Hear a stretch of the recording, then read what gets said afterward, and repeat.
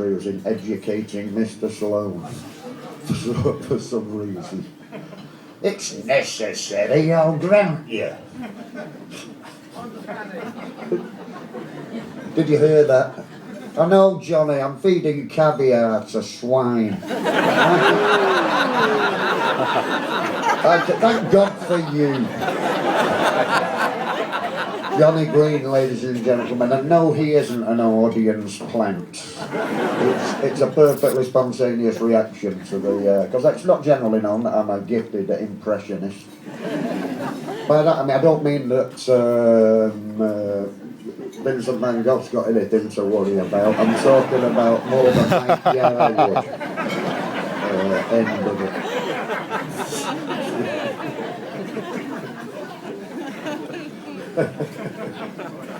I'll be slipping a few in throughout the evening, and like all the... Yes, I'll level with you. I haven't got the subtlety of a Davro. See what you think.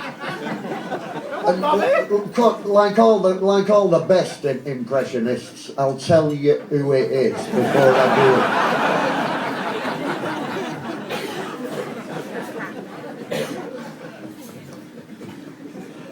But let's get the unpleasantness out of the way from the beginning, ladies and gentlemen. It's incumbent upon me now to observe a few protocols. I'm afraid I got here rather late, and this is the official guest list. I've got to read it from the stage, I'm afraid. This is the official guest list, and I'm afraid if you're not on this list, well, I'm sorry, but you'll have to buy a ticket. Unless, of course, you bought a ticket already. I'm not a fucking animal, you know, you don't have to pay twice. That's optional.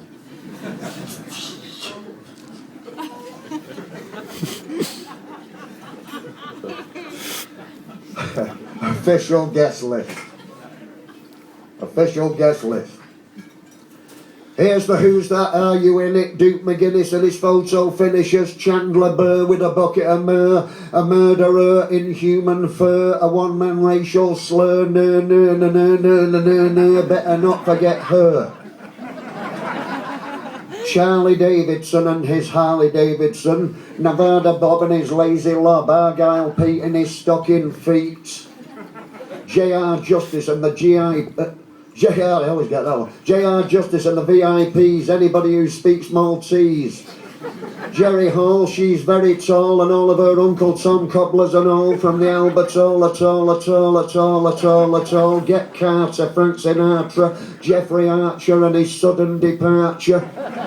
Clint Bilton, Clarice Hilton, from east of Sweden, Peter Stilton, Jack Shitton, the Zeros, borderline unpleasant heroes, Jimmy Zilch and the Scandaleros, Billy Dos Sombreros, Zorba and his Hellenic Shapiros, Sad Clown and his tragic Pieros, Prince Baron, the Emperor Ming, Big Ted, the Kidney King, Lord Fraud and Angus Maud, Bill Ward and his own accord, El Vengador, Los Vengadores, Little Ronaldo, his sister Dolores. Admit anybody who knows my brother, but anybody who says she's the mother of any child I might have sired, who ain't my wife and yet she's wired. If you let her in, you're fired. I'm mugging you off as I make this mark, authenticated by J.C. Clarke.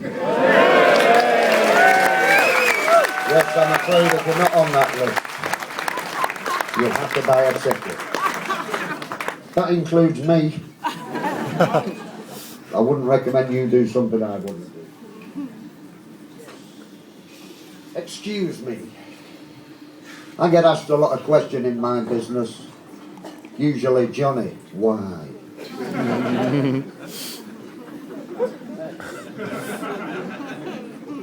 And others, even more incomprehensible, what is occasional furniture the rest of the time? Why is there only one Monopolist Commission? What does cheese say when it's having its photograph taken?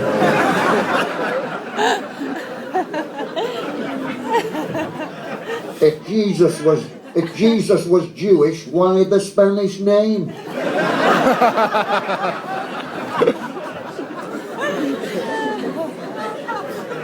Here's one for the many Here's a question, a specialised question for the many marine biologists that I assume are in the audience. I'll ask you, we'll do a vox pop on it. Any marine biologists in the house? I knew there would be, listen to that, I told you. In the capital, even here in the capital, you know, even in landlocked Derbyshire where I was last week, you know, where you couldn't get further from the beach if you tried. There was an embarrassment, a gaggle, a shoal, a school, a swarm, of whatever the collective noun is for marine biologists, that's what they were there. And then some. It was Marine Biology Central. That's because of the blue planet. Everybody wants to know what's going on under the waves thanks to the blue planet. So it's Richard Attenborough you've got to thank for this renewed interest in matters aquatic. Actually, David. Richard's an actor, he don't know fuck all about it. David Attenborough.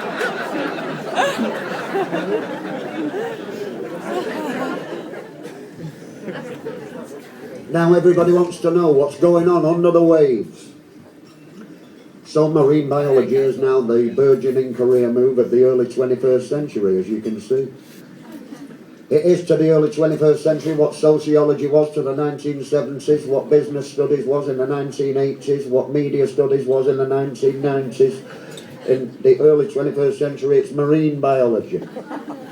Well, I got a question for that marine biologist, or that gaggle of marine biologists. And my question is this: how deep would the sea be if there weren't any sponges down there? I'll leave it with you. It's a two-pint problem, Sherlock.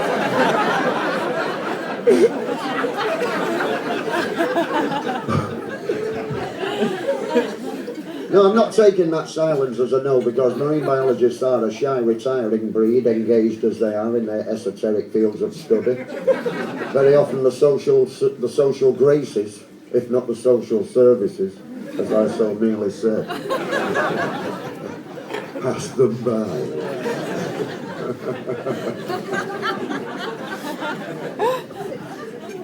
I imagine with such an esoteric field of endeavour, the social services would be a regular visitor. It's one of them where you can't get a job, really, isn't it? There's only so many aquariums.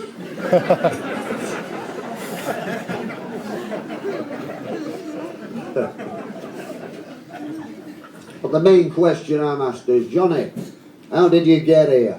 And I'd tell them in a normal manner, my mummy and daddy loved each other very much, they went courting, then they got engaged, then they got married, then one thing led to another, nature took its course. Here I am, same as anybody else, why do you ask? No, Johnny, it wasn't an existential question even. What we wanted to know was what method of transport did you employ this evening? And I tell them in the best kind of car known to man, and that car is a hire car, ladies and gentlemen. The social advantage is inherent in the rented vehicle, and not as somebody once suggested, a larder. The difference between a larder and a sheep, it's marginally less embarrassing being discovered getting out the back of a sheep. The difference between a larder and a Jehovah's Witness, you can close the door on a Jehovah's Witness.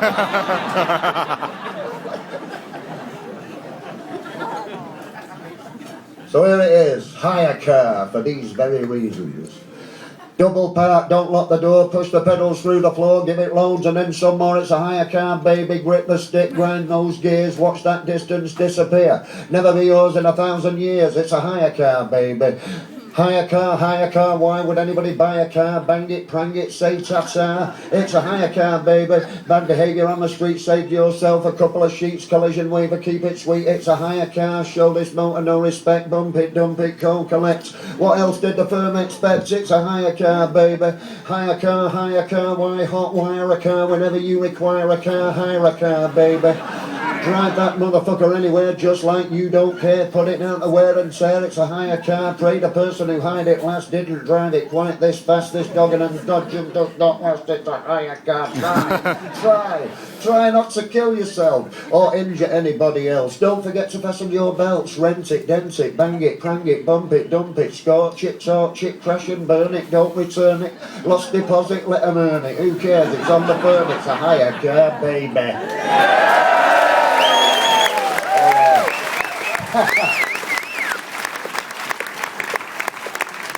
It is a rented vehicle.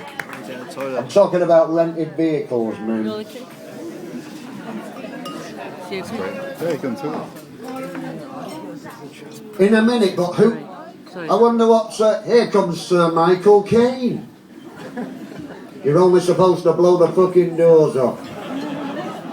Not many people know that.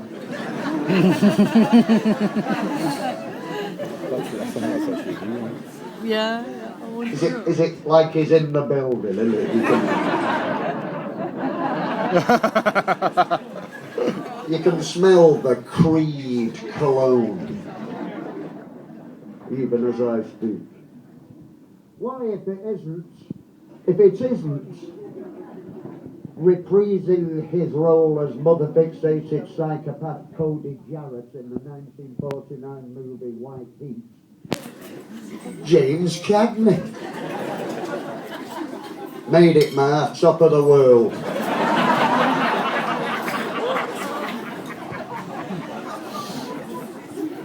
Well, if it isn't failed magician and top-flight comic Tommy Cooper. Just like that. I know what you're thinking. Why is he doing this poetry shit? He should have his own show.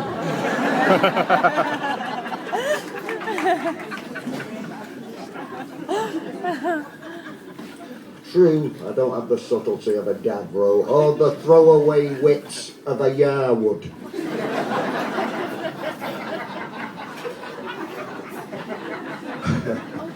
But I'm a diamond geezer in my own right.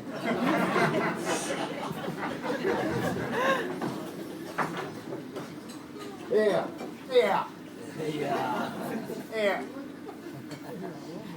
You what have I gotten? Shot me round tomorrow. See, I couldn't say that last night with my hand on my heart. Because I know I'd be here tomorrow. But today I mean it. Get them all there up. Talking of hot, I'm not normally an issue-led artist of any, I'm not topical. It's not very often I'm topical. But this is a case where I was. Trouble is, then I lost it for 3 years or 4 years or something, and I got it last Thursday. Some guy, I got it in an envelope. You left this at our house. But it's not topical anymore. I can't let it go because I think it's got an appeal beyond its mere topicality. I think there's a few lessons in here on the nature of mankind. Let me explain. I was writing something completely different one day, and then on the news, so I have radio go in the background, then the news came on, this just in. You know that G8 or whatever, V8? No, that's a vegetable. Hey, give it, hey, got any shrimp? You got any shrimp? Give me some clam sauce. Don't be giving no clamato. I hate that shit. I gotta have something. That's celery tonic. It just ain't sitting right.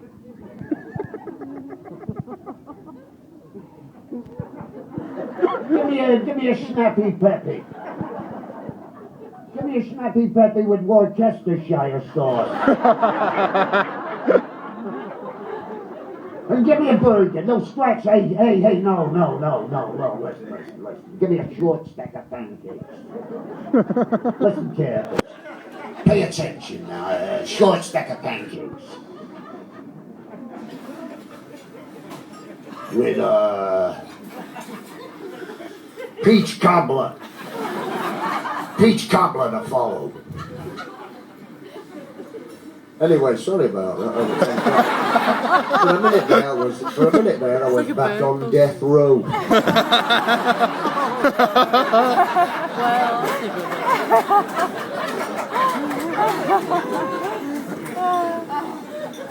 This one's called. No, it's not pies. It's. No, this was topical 4 years or something ago. Where was I? Where was it? Listen, do you remember the G8 festival? Something like the G something. They were saving the planet there. You must remember. They were saving the goddamn planet. They're busting their ass over here. Saving the planet. You can't even remember what it's called. See what I mean? This poem, it's not that. It's not topical anymore, but it points up a higher truth. Maybe I'm talking it up too much. Let me explain. The G8 conference, they're all there. The Dalai Lama, Barack Obama, Pope, the Pope.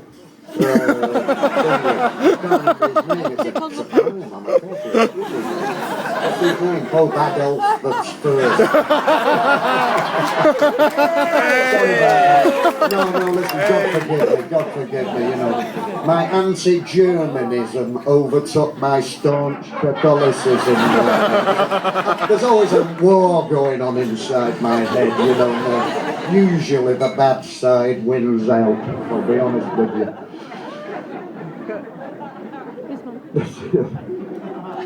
So this is called Bongo's Trousers. I'll tell you why. Because there it is, the G8 festival.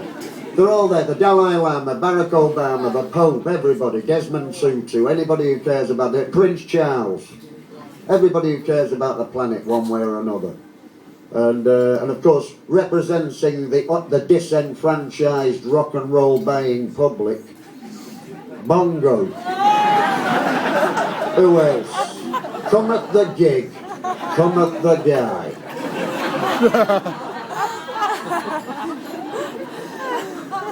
So he's at this important thing, he wants to fit in with all these heads of state, so he don't want to go out there in the leather jeans, the Stetson and the sunglasses. He wants to ditch that rig. He's not Bongo now, he's Paul Hewson. And he cares. So he's got to get a lounge suit. So he's got a nice Paul Smith number there. He's got his leather leathers, the Stetson and the shades in the dressing room. And then after it's all over, he goes backstage to get back into his superhero costume. But it's gone. All his key pieces, the Stetson, the shades, the leathers, gone. And this stopped me in my tracks. I heard this on the BBC News Bulletin and I thought, Jesus, what if he's got a gig tomorrow night in Wembley or something? And he's showing up in a lounge suit. For a start, the hedge won't even recognise it. It'll be alright.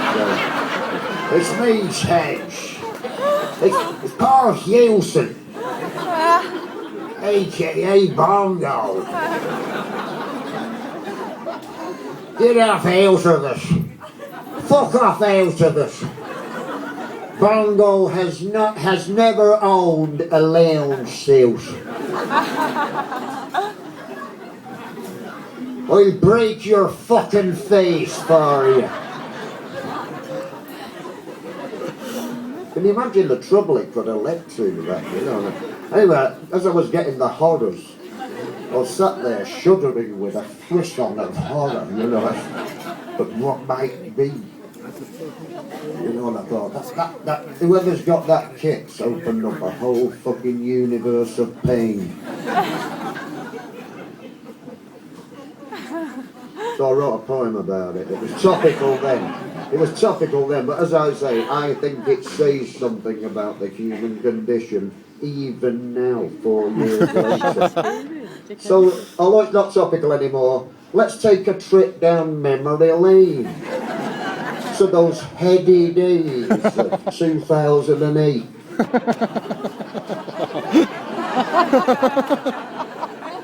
Hey, tippy, tippy, tippy, tippy. Try to relive the magic. More than a feeling.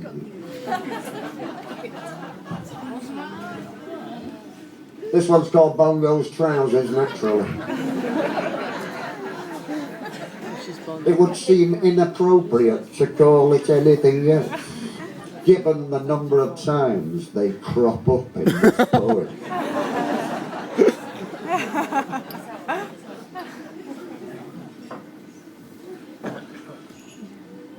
Who stole Bongo's trousers and his 10-gallon Stetson hat? He can't save the fucking planet improperly dressed like that.